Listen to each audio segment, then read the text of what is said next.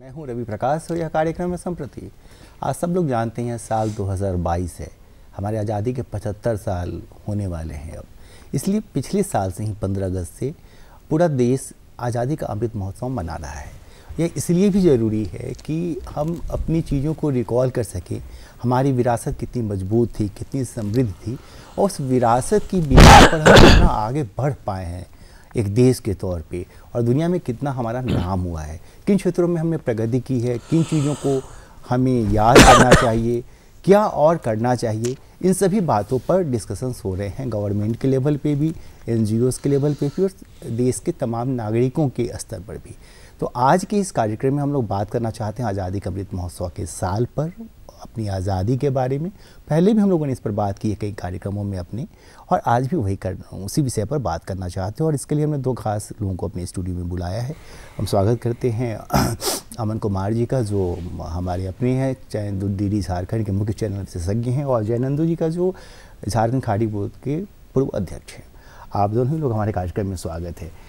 आज क्योंकि आप हैं तो हम लोग चाहते हैं कि खादी पर ही बात करें कि जब खादी की बात होती है तक ठीक एक कपड़ा है, एक कपड़ा हमने पहना, उन्होंने पहना, आपने पहना है, लेकिन खादी एक वस्त्र होते हुए भी कैसे आज़ादी की लड़ाई में एक उत्प्रेरक की भूमिका में था, कैटलिस्ट बन गया और लोग खादी पहनकर विदेशी कपड़ों की होली जलाने लगे। देखिए, राष्ट्रपिता महात्मा गांधी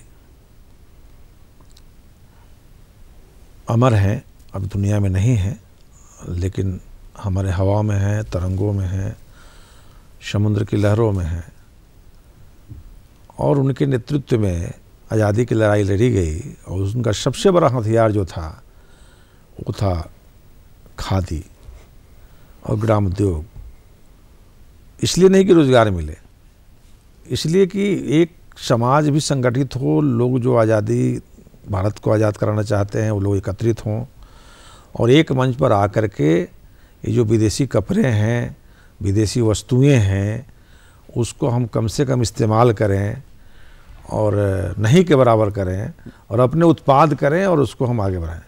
तो उन्होंने खादी की स्थापना की, चरखा संघ का नाम दिया, खादी चरखा संघ 1921 में स्थापित हुआ और उसका बिगुल फूंक दिया गया। और ऐसा आंदोलन हुआ कि देश के उस जमाने के जितने शीर्ष नेतृत्व थे, चाहे राजेंद्र बाबू हों, रामचंद्रन हों, या यूएन ढेबर हों, या फिर विचित्र नारायण शर्मा हों, ध्वजा प्रसाद साहू हों,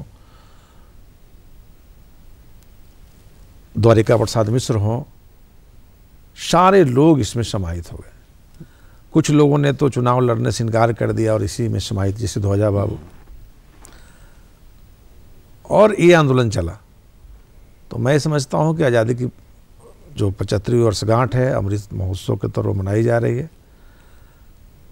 इसमें मुख्य भूमिका जो था वो खादी का था, ग्राम उद्योग का था, स्वावलंबन का था।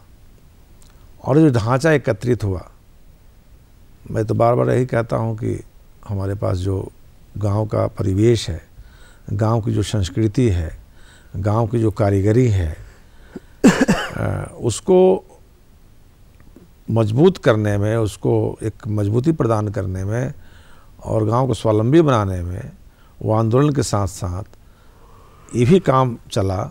गांव की महिलाएं घर घर, हमारी दादी, हर गांव में अरबदा चरखा, हर गांव में अंबड़ चरखा, हर 10 कोस पर 50 लूम। बड़े ये लगता है क्रांति है। घर में लड़कियों की शादी विवाह होती थी तो लड़कियों के लिए कपड़ा खरीदने की ज़रूरत नहीं पड़ती थी। रजाई, तोशक, तकिया, सारे बारातियों का कपड़ा और खादी भंडार से आता था और उसके बदले में सूत जमा होता था, फिर वहाँ से रुई मिलता था। ये जो हमारी परंपराएं हैं, आज हम कहते हैं कि हम रोजगार की बात करेंगे, इनको ट्रेनिंग दे रहे हैं, हम इनका उत्पाद करेंगे। उत्पाद बिक्री कहाँ कर रहे हैं? उत्पाद बिक्री की व्यवस्था नहीं थी। ये जो मेरा ढांचा गांधी जी के ज़माने में था और बहुत दिनों तक चला, जो अब लुप्त प्राय है।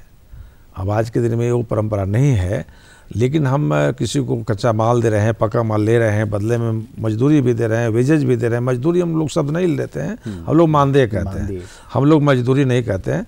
तो एक मानदेय भी दे रहे हैं, उनको वस्त्र भी दे रहे हैं, सारी सुविधाएं भी दे रहे हैं। तो ये बहुत बड़ी बात है। और उसी यज्ञ को ये 75वीं साल जो है चाहे स्वयंसेवी संस्था के लोग हो, भारत के सम्मानित नागरिक कोई भी हो, या सरकार को भी इस पर ध्यान केंद्रित करना चाहिए। स्वावलंबन का, स्वदेशी का और स्वरोजगार का, इससे न कभी बढ़िया साधन हो सकता है, न इससे अधिक उम्मीद आप किसी चीज़ों से नहीं कर सकते हैं। जितनी स्कीम बना लीजिए, बहुत बड़े कल कारखाने खोल दीजिए, बड़े बड़े कारखाने खुलने भी चाहिए, लेकिन ये जो हमारे लघु कुटीर उद्योग है, खादी उद्योग है, ग्रामोद्योग है, इससे आप किसी को धनवान तो नहीं बनाएंगे, लेकिन एक स्वाभिमान के साथ जीने का एक नागरिक को जरूर अवसर प्रदान करेंगे। और यही मेरा अपील भी है सबों से। जी, एक अमन जी, जब स्वावलंबन की बात हुई, प्रधानमंत्री भी कहते हैं कि आत्मनिर्भर बन जाइए, आत्मनिर्भर भारत की बात हो रही है, जिन कुटीर उद्योगों की चर्चा करते हो, ग्रामोद्योग की चर्चा कर रहे थे, कहाँ पर आज कुटीर उद्योग हमारे खड़े हैं और ग्रामोद्योग की क्या स्थिति है, खासकर झारखंड में? सबसे पहले आपके सवाल का जवाब देने से पहले मैं अमर शहीद तिलका मांझी जी को याद करूंगा, उन्हें श्रद्धांजलि दूंगा। आज उनका जन्म दिवस है और पूरा देश उनको श्रद्धांजलि दे रहा है। आपने बहुत अच्छा सवाल किया, कुटीर उद्योग। शायद गांधी जी जब आए विदेश से लौट के, तो उन्होंने देखा कि जो भारत में कुटीर उद्योग की बहुत बड़ी परंपरा रही है और पूरी अर्थव्यवस्था लगभग, जो भारत में तो बड़े कल कारखाने नहीं थे, कुटीर उद्योग का ही जाल बिछा हुआ था और उसी से सारी इकोनॉमी थी। लेकिन अंग्रेज व्यापारी जो थे अंग्रेज सरकार की जो नीतियां थी, उस वजह से कुटीर उद्योग लगभग भारत का वो ध्वस्त हो गया था। तब ये खादी का विचार आया। इसीलिए आज भी लोग बोलते हैं कि खादी केवल आंदोलन नहीं है, खादी विचार है जैसे मूल रूप से, जो आप देख सकते हैं जयनंदू जी को कि आज भी इस उम्र में भी ये खादी से जुड़े हुए और खादी ही ग्रहण करते हैं। तो जो लोग खादी प्रयोग करते हैं अपने निजी जीवन में, वो छोड़ नहीं सकते, विचार है। तो अब मैं आता हूँ इस मसले पे कि झारखंड में क्या स्थिति है। देखिए, झारखंड में एक बहुत अच्छी परंपरा थी कुटीर उद्योगों की। आपको याद होगा, या पूरी दुनिया इस बात को जानती है कि हमारे इलाके में जो है लोहा गलाने का सबसे पहला जो है असुर, हमारे जो जनजाति हैं, वहाँ से स्टार्ट हुआ। और और इसके अलावा जो हमारे वन उत्पाद थे, खादी, जिसमें जो बाद में उसके खादी नाम पड़ा, जो कपड़ा, हैंडलूम्स, और दूसरे जो है, आप देखिएगा गोड्डा में एक भारत सरकार ने क्लस्टर भी बनाया है। इसके अलावा पलामू का जो इलाका है, हरिहरगंज का इलाका, हजारीबाग का जो इलाका है, या रांची का ही एक आज भी कहा जाता है कि बुनकरों का, झारखंड में जो बुनकरों की बहुत अच्छी आबादी है।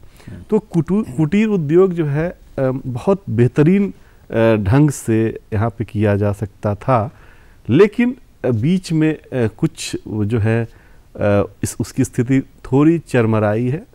क्योंकि आपको क्या है कि अब क्योंकि लागत बहुत ज़्यादा हो गई, तो आप उस अनुसार उनको मूल्य शायद नहीं मिल रहा है, तो इसलिए अभी बहुत अच्छी स्थिति नहीं है। लेकिन फिर भी आपको इस जान के खुशी होगी कि हमारे जो हमारे बुनकरों के बनाए जो कपड़े हैं, वो देश विदेश में जा रहे हैं। और कुछ तो एक ऐसी वैरायटी हमारे यहाँ, ख़ासतौर पे रेशम उद्योग में, जो हमारा रेशम के क्षेत्र में हम देश में जो है अग्रणी राज्यों में है, तो हमारा जो रेशम है और उसके जो प्रोडक्ट्स है, उसकी मांग विदेशों में भी है। हमारे जो हैंडलूम्स हैं, इसके अलावा झारक्राफ्ट की जो बनाए हुए चीज़ है, वो सारे कुटीर उद्योग, उसको जोड़ने की कोशिश हो रही है। सरकारों ने उस पर काम बेहतर किया है, लेकिन उसको और जो है उसको प्रोफेशनल ढंग से अगर किया जाए, तो झारखंड में बड़े उद्योग तो अपनी जगह हैं, लेकिन छोटे उद्योगों से ही समृद्धि जो है वो आ जाएंगी। और लोगों को जो रोजगार की तलाश में जो दूसरे राज्यों में जाना पड़ता है, वो शायद मुझे लगता है कि उसकी ज़रूरत नहीं पड़ेगी। ठीक है। अब जब देश में तरह तरह की बातें हो रही हैं, कहीं पे भाषा को लेके लोग एकजुट हो रहे हैं और उस पर बातें हो रही हैं, कहीं पे पहनावे की बात हो रही है। ऐसे में खादी की बात, मैं फिर से खादी पर लौट रहा हूँ, खादी की बात जब होती है तो देखिए खादी की ताकत क्या है कि आज़ादी के पहले जब भारत गुलाम था, तो महात्मा गांधी ने खादी को इंट्रोड्यूस किया और कहा कि भी खादी पहनना चाहिए हमें। और आज भी एक तरीके का यूनिफॉर्म बन गया है सर। जितने भी राजनेता हैं, वो भले ही पैंट शर्ट पहन के घूमते हों घर के कार्यक्रमों में, मतलब व्यक्तिगत निजी कार्यक्रमों में, लेकिन खादी एक स्वीकार्य यूनिफॉर्म की तरह है, कम से कम राजनेताओं के लिए इस देश के। तो ये कैसे संभव हो पाया, क्योंकि आज़ादी के 75 साल हो गए और इतने दिनों हम लोग गुलाम भी रहे, फिर भी एक कपड़े के प्रति इतनी बड़ी आसक्ति, इतना बड़ा समर्पण कैसे संभव हो पाया? इसलिए है कि जो खादी का एक बार धारण करता है, कोई भी आदमी हो, कोई नेता, जरूरी नहीं कि नेता के लिए कोई पोशाक नहीं है, किसी नेता का पोशाक नहीं है। और खादी में सादा कपड़ा नहीं है, खादी में हमारे सिल्क हैं, उलेन है, मूंगा है, सिल्क में बहुत वैरायटियाँ हैं, एरी हैं, मलबरी हैं, तसर हैं, घिचा है, कॉटन है, मसलिन है। उसी के आज के दिन में सैकड़ों, मैं अपने बोर्ड के चेयरमैनशिप के कार्यकाल में मैंने पूरे कलर में 50 कलर में शर्टिंग, कोटिंग का कलरिंग कराया, जैकेट विभिन्न कलरों में। पहले खादी का मतलब कि सीधे सीधी मोटा कपड़ा हो और कोई कलर नहीं हो, ये चलता था, या फिर सफ़ेद। तो मैंने यहाँ किया। मैं रांची मुरादाबादी में महोत्सव करता था, तो उसका सब चीज़ों का, सारी चीज़ों का प्रदर्शन करता था कि सूत कैसे करते हैं, कोकुन कहाँ से आते हैं, रुई कहाँ है, कपास कहाँ है, धागा कैसे बन रहा है, बुनाई कैसे हो रहा है, बुनाई से फिनिशिंग कैसे हो रहा है, फिर सिलाई कैसे हो रहा है, सिलाई के बाद पैकिंग कैसे हो रहा है, फिर मार्केट। ये सारे प्रदर्शन मैं इसलिए महोत्सव में भी करता था कि लोगों को ये समझना चाहिए, जो आने वाली पीढ़ी है, 75 साल आज़ादी का हो गया, 75 साल आज़ादी जो हुआ उसको देखा होगा, जिसका अभी 90 साल 85 साल कम से कम ये उम्र है, तो वो देखा होगा कि आज़ादी का रूप कैसा था। उसमें कितने लोग बचे होंगे, अंदाजा करिए देश में। काफ़ी जो 5 साल का ही बच्चा अगर रहा होगा तो 80 साल की उम्र के कितने लोग बचे होंगे। तो जो आने वाली हमारी पीढ़ियां हैं, भविष्य की जो पीढ़ियां हैं, जो वर्तमान में लोग हैं, उनको भी समझना चाहिए कि गांधी जी का तकली और अब तो यहाँ किसी कवि ने ठीक ही कहा था कि ले ली दुनिया आज़ादी खटक बिना ढाल, साबरमती के संतों ने कर दिया कमाल। लेकिन ये कमाल कैसे हुआ, ये लोगों को जानना चाहिए कि तकली किसको कहते हैं, चरखा किसको कहते हैं, लूम किसको कहते हैं। और खादी पहनने का मतलब, खादी का जो एक बार पहनता है इसलिए कि खादी वातानुकूलित है। खादी जाड़ा में गर्मी, गर्मी में जाड़ा, और पूरा एकदम एयर कंडीशन का काम खादी करता है। चाहे कॉटन लीजिए, लेकिन खादी लोग अधूरा ना पहने। गंजी भी खादी का पहने, गमछा तौलिया भी खादी का इस्तेमाल करें। गमछे का बिक्री बहुत अधिक है।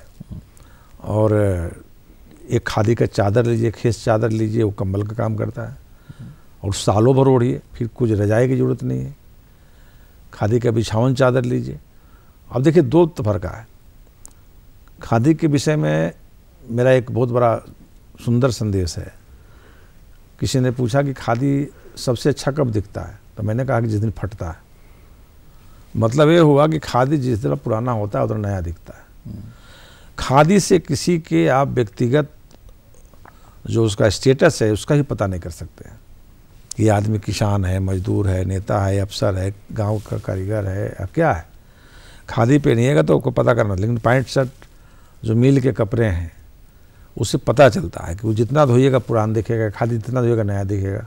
खादी का बेडशीट बिछाइए और मिल का बेडशीट बिछाइए। मिल का बेडशीट जितना धोइएगा उतना ही पुराना दिखेगा, तकिया खोल। इसका जितना धोइएगा उतना ही नया दिखेगा। ये अंतर है। और नेता का जहाँ तक पोशाक की बात बोलते हैं कि ये आरामदेह भी है, और पैंट शर्ट में अब उसको नेता, कोई आज के दिन में जो परंपरा हमारी बन गई, कुछ समझेगा ही नहीं कि नेताजी हैं। अब नेताजी का एक अलग परिभाषा है। तो ये वो अपना स्वदेशी भावना को फैलाने के लिए भी बहुत लोग कर रहे हैं, बहुत लोग शौक से भी कर रहे हैं। अब आज के दिन में आप जवाहरलाल नेहरू विश्वविद्यालय चले जाइए, बड़े बड़े यूनिवर्सिटी में चले जाइए, बड़े बड़े प्रबंधन संस्थान में चले जाइए, तो वहाँ के बच्ची और बच्चियाँ जो हैं वो सब खादी का इस्तेमाल कर रही हैं। नीचे जीन्स पेन है, ज़रूर पेन है, लेकिन मोटी एक खादी के उपकार का कुर्ता और एक पूरा जैकेट टांग के, ये परंपरा मेरा हो गया। उसी तरीके से खादी में और हमारे ग्राम उद्योग में बहुत सी सारी ऐसे विधाएँ आ गई, बहुत सारे काम भी हो रहे हैं कि लोग इसके तरफ आकर्षित होते हैं। मैं अभी आज एक गांव गया था, मैंने पूछा कि यहाँ ढेकी का चावल गांव में कोई बना रहा है, पता चला कि नहीं। मैं गुमला गया था 10 दिन पहले, वहाँ पूछा कि नहीं। लोहरदगा गया था तो नहीं, लेकिन मैं अपने महोत्सव में यहाँ 50 ढेंकी लगवाता था, गांव के महिलाओं को बुलाता था और ढेंकी बनवा के बंटवाता था सभी को अपनी योजना के तहत कि आप ले जाइए ढेंकी लगाइए, इसका जितना उत्पाद हमको दीजिए, और मैं करता भी था। उसी तरीके से कोई पत्तल बना रहा है, कोई दोना बना रहा है, कोई टोकरी बना रहा है। अब आज के दिन में जो हम मिठाई का पैकिंग करते हैं, फल का टोकरी पैकिंग करते हैं, वो हमारे गांव में बन सकता है। झारखंड से इससे बड़ा कोई हब नहीं हो सकता। लेकिन अब एक फॉर्मेलिटी के लिए काम करना कि हम स्वरोजगार के लिए ट्रेनिंग दे रहे हैं, उससे संभव नहीं है। दिल से जिनका तकनीकी इस पर विशेषज्ञता हासिल है, उनको लगा कर गांव-गांव में इन सारी कुटीर उद्योगों का जाल बिछाना चाहिए, क्योंकि हमारी पूरी जनसंख्या का आज भी 40% कारीगर और कलाकार है गाँव में। माने अब कोई ऐसा गांव नहीं है जहाँ जूता पॉलिश करने वाले लोग नहीं है, टोकरी बनाने वाले लोग नहीं है, पत्तल दोना बनाने वाले लोग नहीं है। और कारीगर कलाकार तो अपना भाई है। ढोलक बनाने वाला नहीं रहेगा तो बजाने वाला क्या करेगा, अब बजाने वाला नहीं रहेगा तो बनाने वाला क्या करेगा। एक दूसरे के पूरक हैं।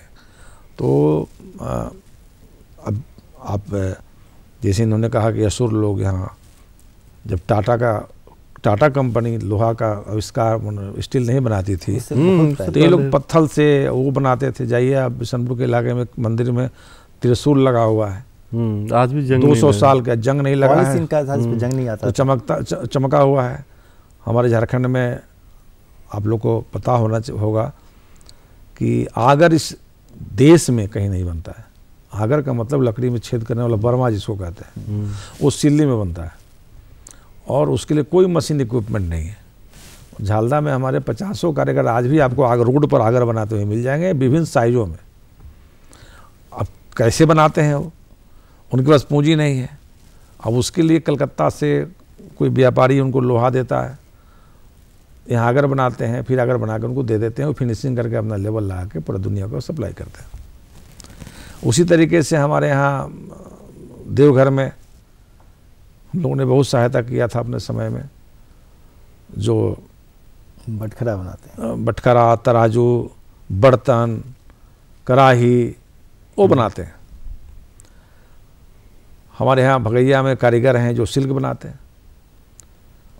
हमारे यहाँ जो कुचाई का कोकुन है वो अपने आप में विचित्र है। वहाँ के कोकुन का चमक और सोना का चमक दोनों बराबर है।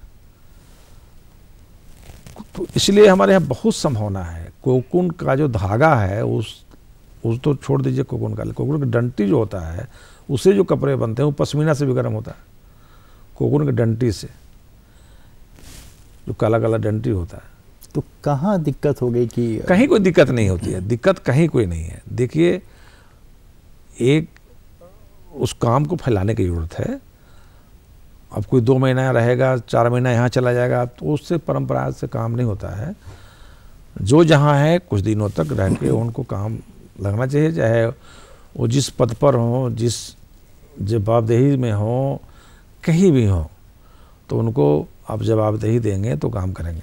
इसमें सरकार का भी दोष नहीं है, व्यवस्था का भी दोष नहीं है। चाहे स्वयंसेवी संस्था हो, चाहे कोई प्रतिष्ठान हो, चाहे कोई व्यक्ति हो, वो जहाँ भी काम कर रहा है करेगा, एकाग्र होकर करेगा और वो तकनीकी जानकार है, तो निश्चित तौर पर इन सारी चीज़ों का विकास होगा। मुझे तो लगता है कई बार कि इस खादी को जिस तरह से गांधी ने कम्युनिटी से जोड़ा था, मतलब कि उसमें खादी सेवी जो थे वो बड़े घर के लोग भी थे, गरीब घर के लोग थे। तो बिजनेस तो अपनी जगह है, बिजनेस पैसा ज़रूरी है क्योंकि प्रोडक्शन होगा, उसकी बिक्री होगी, लेकिन इसके साथ साथ ही उसको कम्युनिटी से जोड़ने की आवश्यकता है।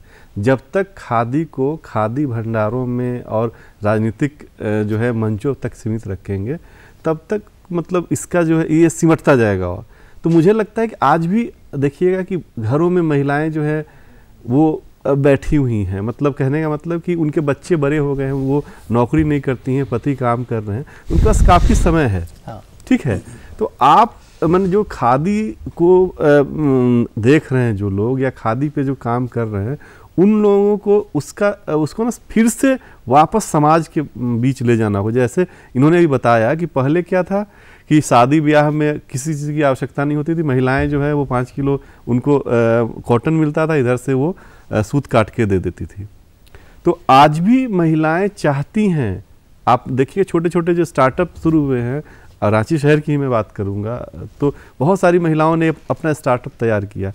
ऐसी महिलाओं को, ऐसे पुरुषों को जो रिटायर्ड लोग हैं, जिनके पास काम के अलावा समय बचता है, तो उन तमाम लोगों को उनको जोड़ना होगा।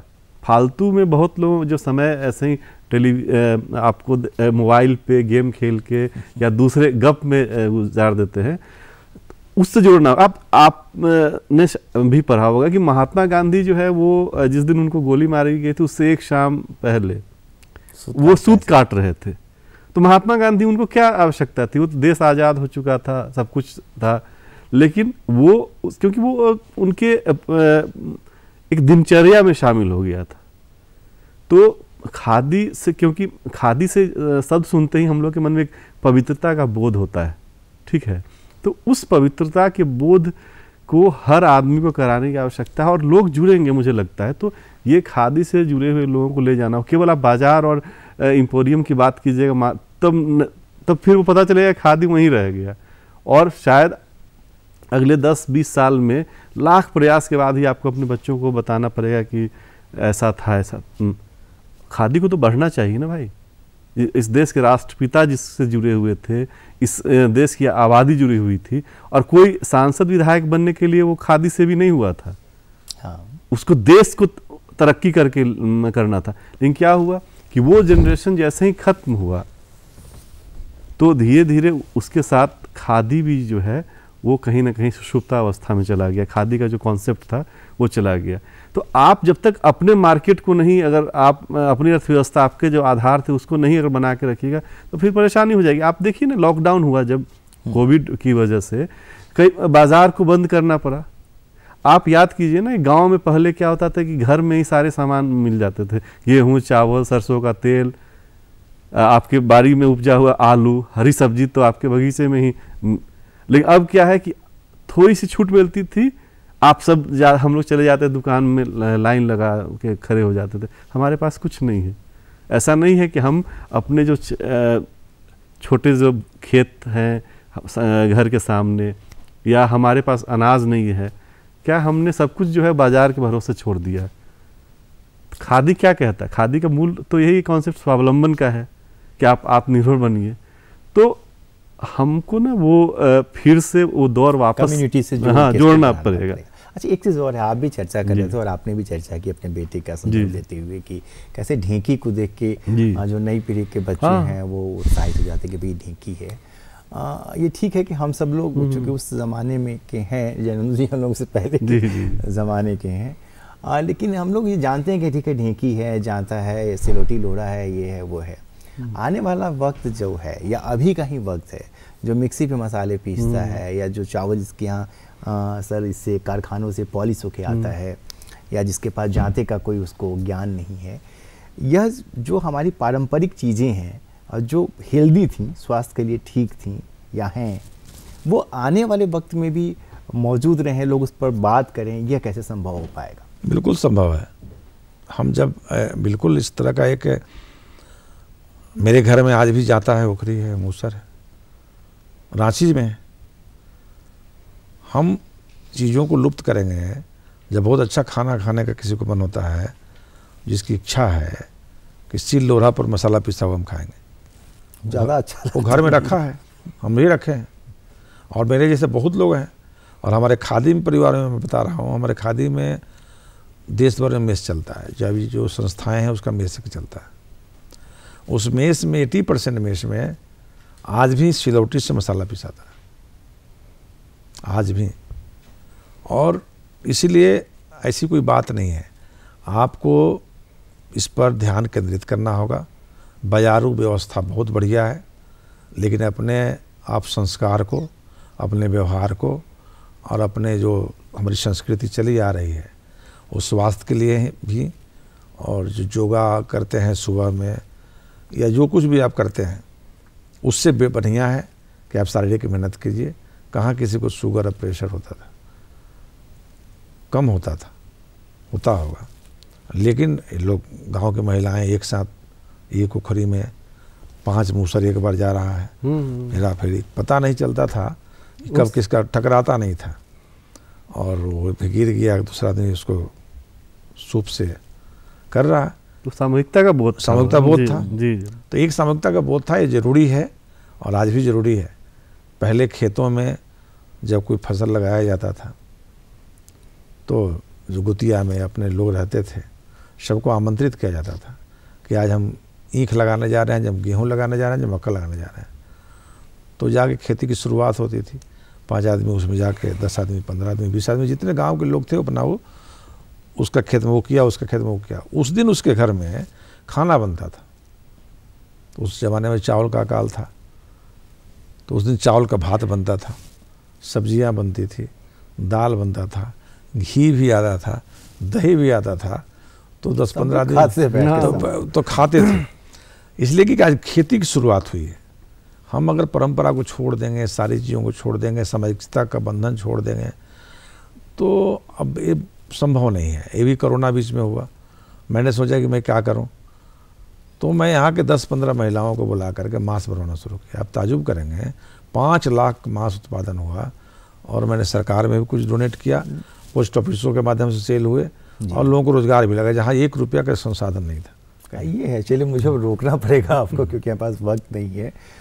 ये बातचीत अच्छी चल रही थी और अगर वक्त होता तो हम लोग और अब बातचीत में को आगे बढ़ाते। मुझे आप दोनों लोगों को धन्यवाद कहना होगा, इस कार्यक्रम को रोकने की इजाज़त मांगनी होगी। मुझे इस कार्यक्रम को रोकने की इजाज़त दीजिए। अगले सप्ताह आपसे फिर मुलाकात होगी। नमस्कार।